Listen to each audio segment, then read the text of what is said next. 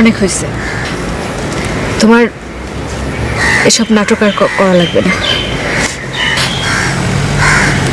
সবার কাছে তুমি নিজেকে একটা হাসির পাত্র বানায় ফেলছো।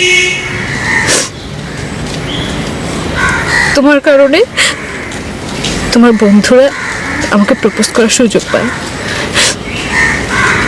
আমার বান্ধবীরা তোমাকে না হাসাহাসি করে। আমাকে বিয়ে করা নিয়ে তো তোমার এত সমস্যা। করতে হবে না আমাকে বিয়ে, আমি বরিশাল চলে যাব।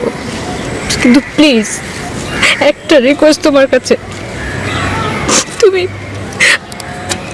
এরকম নাটক করবা না, মানুষের কাছে নিজেকে এরকম হাসির পাত্র করবা না। আমি যদি কখনো কোনো ভুল করে থাকি,